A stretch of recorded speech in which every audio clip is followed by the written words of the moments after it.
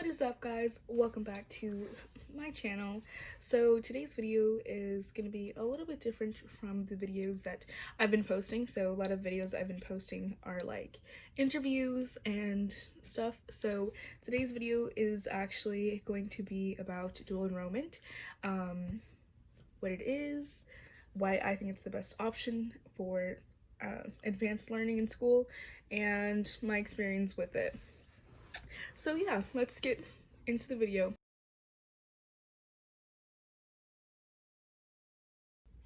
So today, the main advanced learning programs that exist in America, or at least where I go to school, are IB, AP, and dual enrollment. So all of these programs are a bit similar, but very different. Yeah, if that makes any sense. So first I'm going to start with what AP, IB are, and then go into what dual enrollment exactly is. So AP is high school classes that you take at a college level, basically.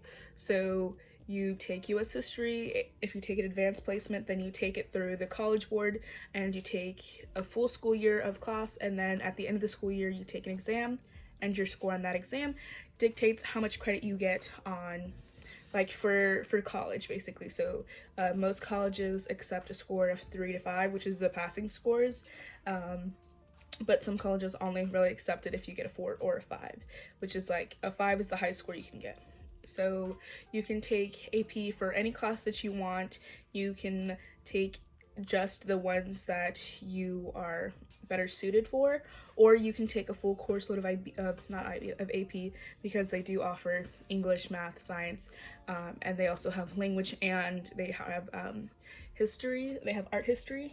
So you really could take a full course load of AP if you wanted to. So IB is different. So IB is a full diploma program, and from my understanding, you can only take IB courses if you're in the program to take the full diploma. So I did a bit of IB, and what I remember from IB is at least the program, how it's done where I live, is that you take 2 years, your junior senior year, of full IB course load. So you take history, English, science, a theory of knowledge class, a language class, and an elective, and all of those classes are either taken at a higher level or a standard level.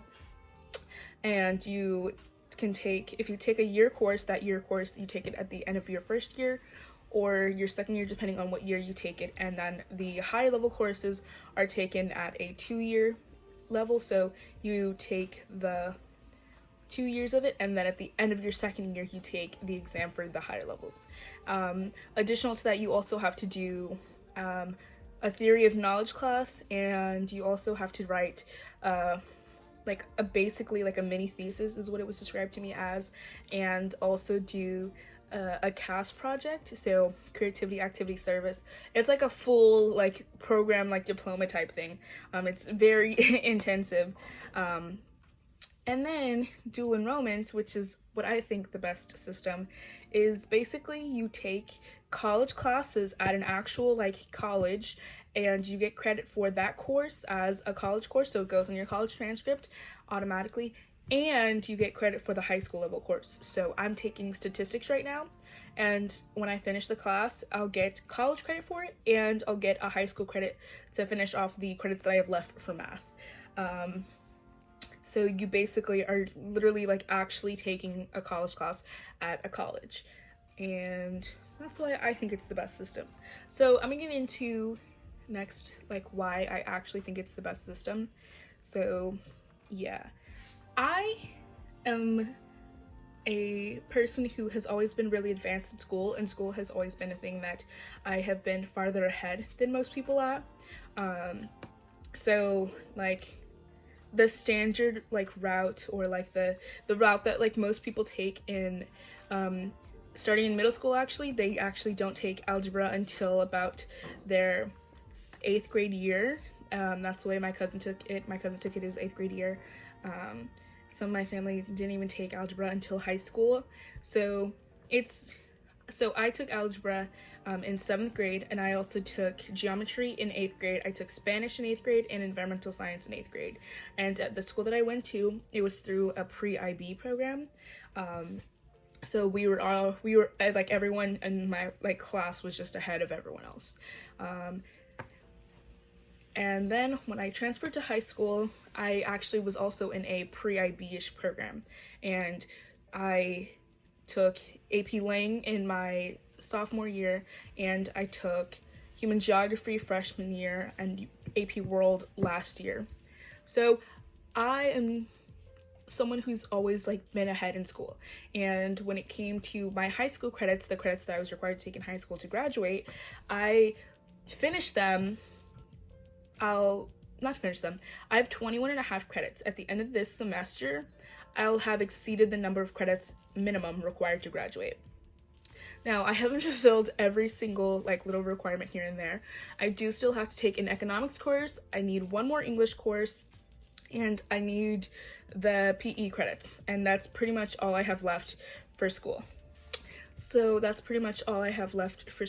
And so I could essentially, if I wanted to, or if I had wanted to, at the end of last school year or even during the summer, I could have taken the last couple requirements this semester and graduated this semester, and have had like next semester and summer semester be free, gap semesters, I guess, and then have started college next year in the fall. But I decided not to do that. Graduating early was not something that I ever really thought about. Like, I joked around here and there, but I know me, I know my maturity level, and I'm like super dependent on my parents right now, and so I just don't think that I'm quite ready yet to do that. But knowing that, I realized that I needed another program to get into because I dropped out of IB in the first quarter of this school year. And when I dropped out of IB, I am a planner, so I had a full-on plan of like, what classes am I going to take? What am I going to do? Am I going to graduate with my AA and then transfer to a university? Am I just going to take as many credits as I need and then transfer to a university? Like, just really trying to figure out like what I need to do. And so I actually did a semester of classes this past summer. So this past summer I took an anthropology class, and I took an environmental science class and statistics, which I failed, but we'll get into that when I talk about my experience. So like, this is just all context though. So I knew that dual enrollment was different, and I did the semester and I was like, this is pretty chill. It's like taking classes, like I'm used to taking classes. I'm used to taking classes at a higher level where more responsibilities put on the student to complete the work. So knowing that and being used to that, it was an easy transition to get into doing college level work and doing college level classes. So for me, I think it's the best system because, one, you don't have to do a full diploma. And when I say that, I mean that for IB, you have to do a thesis, CAS, and there's like super specific requirements that you need to fulfill in order to get the diploma. And if you don't finish those requirements, you don't get the credit for any of the work that you did for 2 years. And not only is that a waste of time if you aren't someone who is like good academically, but you signed up for it and you're stuck in it, your parents won't let you leave or anything like that, or maybe you're in your senior year and you're like, I don't really want to do this anymore. It's kind of like a bit late to like have to find classes and fulfill those credits and all that, and still work on getting high school credits and college credit so that you can graduate on time and so that you have credits going into college. The second thing is, with IB and with AP, you're not guaranteed the credit that you worked for. And I think that right there is something that is kind of like annoying. Imagine doing a year of work or even 2 years of work with IB, and you put all that effort in, you study and everything, test day comes and you bomb the test. You just do absolutely horrible on that test. Or you do great on the test, you pass it, you get a 3, or even you get a 4 and your college doesn't accept it because it's not a 5, or your college doesn't accept it because it's not a 4. It's not within their required scores. So even though you did pass it and even though you did work hard that whole school year, you get no credit for a class that you spent so much time in. But by doing a class at an actual college university, you get credit for that. And through the program that I know of, and like the way that you can transfer it the way that I know of, they automatically accept up to 60 credits if you go to a public institution in your state. But with dual enrollment, because you're taking a class at an actual college, they're more likely to accept that and transfer it over because it's an actual class at a college. It's not a score at the end of the year that's sometimes not indicative of the actual coursework or the actual knowledge that you're supposed to learn in a class. So, for instance, I know that there's some teachers out there, especially for like English classes, who they take AP Lang, they pass AP Lang, but when they get to writing college level essays, it's not the same work as would be if you were taking a class at an actual college. You get time to get used to the format of writing papers and to writing long papers, honestly. The one thing that I was like skeptical about is paying for classes. So you don't pay for the classes, you don't pay tuition, you don't pay books or anything like that. And let me tell you, these books are like not cheap. I have taken stats twice. The cost for my coursework in stats is $120 for an access code. And if you don't have this access code, you can't do any of the homework and you can't access the study guides or anything for any of the tests. So unless you pay the $120 fee, you don't get access to anything. Second, if you buy books for classes, especially if you buy it from the school bookstore, my classes last semester, just summer semester, I only took 3 classes. My books cost like upwards of $400 for a semester of books, on top of the fact that each of my classes altogether was like $1,300, I want to say. And I took 3 classes.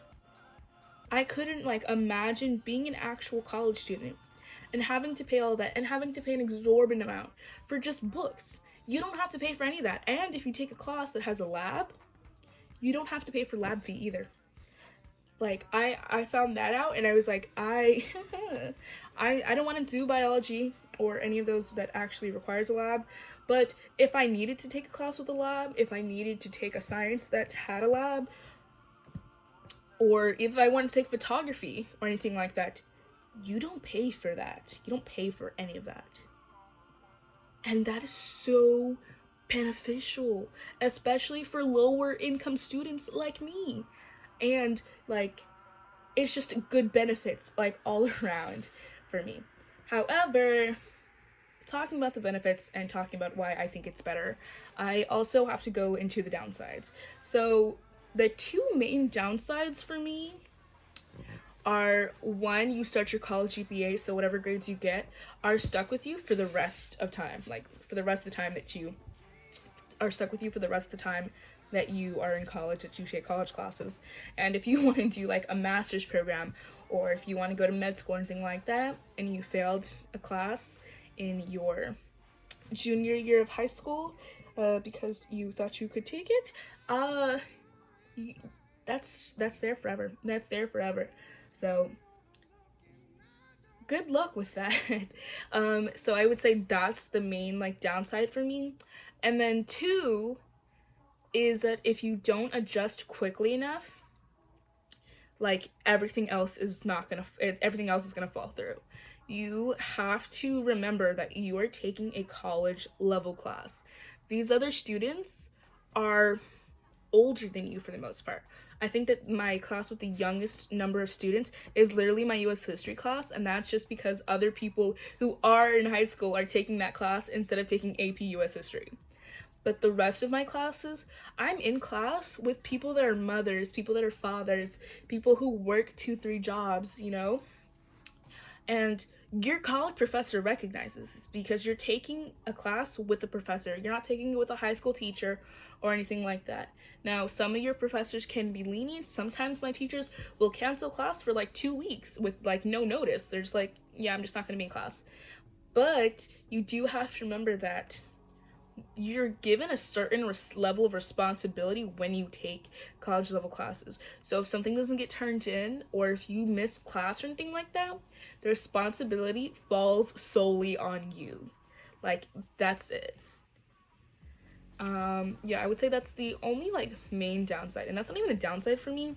It was just something that like it was like you have to like remember that it's so critical to success in dual enrollment, is remembering that like you chose to do this, so you have to be really like, you have to really want to do it. I am 100% like, if you want to do something, you're going to work for that thing, or you're going to work towards that goal. Yeah, now let's get into my experience with it. So yeah, let's talk about it. I think that in comparison to my AP classes, it's easier, but this semester is kind of weird because it's kind of in the same level of work, because we are like fully online. I literally don't leave my house for school or anything like that. So because I'm fully at home and my teachers, you know, are dealing with their own personal lives or anything like that, so my AP teachers and my college professors, they have about the same amount of work and they require about the same amount of like responsibility on you. But I do think that overall it is easier than AP because I don't have to worry. I don't have to study for an exam towards the end of the course. You know, I am learning information in a semester, and in that semester, I'm taking tests based on what I learned in that semester. I don't have to remember things from the first semester and then go take the exam at the end of the second semester when I have been focused on the 50 other classes that I have to take exams for and work that I've done the whole year, you know? So in my, you know, to me, that's a bit easier because I have horrible long-term memory. I have horrible memory in general. I don't know why I said long-term, but it's so much better for me, at least in the way that I learn, if I'm able to learn it then, take the exam then, and then use the skills and things that I've learned in that semester and apply them to the next semester. So in my anthropology class, I really learned how to write college level papers. So that's really helpful in my US history class. And even though I don't remember everything that I learned in my anthropology class, I'm still able to pass on skills that I did learn in that class to my next class. And in statistics that I took this summer, I learned the importance of doing homework on time. And as someone who's a huge procrastinator and still struggles with that, this semester, doing homework on time, it was so crucial for me to remember that, like, I have to get it done. It's easier to just get it done when it's due than wait 2-3 weeks to get it done. So that was super, super great for me. So yeah. And then I would also say, for me, one of the best things about it is I have so much class flexibility. Okay, so the main thing for me this semester, and I found like going through the rest of high school, is I have so much class flexibility. And for a lot of my classmates, especially my friends in IB, that is not the case, like, at all. My friends have a rigid schedule 1 through 7, and then if they're taking other courses, or if they have like 3-4 hours of homework or more every night, and then they have extracurriculars like sports and different things like that. And for me, even though I do have 7 classes, having that flexibility has been so great. So like right now, no one's in class because it's 1:30 in class, ended an hour. Class ended like 10 minutes ago actually. But like Mondays for example, my friend has a full schedule, so she has to wake up from 7 and she doesn't end class until 2:20. I on Mondays only am up for 7 to 9, and then I have a gap from like 9 to 12, and then that's my next class is at 12. And then on Thursdays, so tomorrow, I have one class tomorrow, which is Spanish, and then I have a US Gov class, and then I have a class from 6 to 9, which is US History. So I have 3 classes in total tomorrow, and the time is so spaced out that literally I'll have huge just gaps in my schedule. So I actually, technically I'm supposed to have a class at 2 for stats, but because we're having a test today, I don't have to go to class on time. I just have to make sure to take my test by the end of the day. So yeah, that's really helpful. It means that I have more time to film and edit and avoid filming and editing and do homework and avoid doing homework and read and avoid reading, you know? I just have a lot of time to make and do a lot of things. So that's my experience, that's my benefits and downsides. Alternatives, you know, we talked about a lot of different things in this video. So yeah, if you want a video on the process of how I applied and basically like what I needed to apply, I can do another video on that, but I don't know how long this video will be, so we'll see. I'll see you guys in my next video. Thank you so much for watching. Leave a comment down below if you have any questions. I have my links in the bio, and like this video if you enjoyed it. If you didn't, I don't know why you watched through this far. Yeah, that's all I have for you guys today. That's all I have for you guys today. I'll see you in my next video on Sunday, and ciao!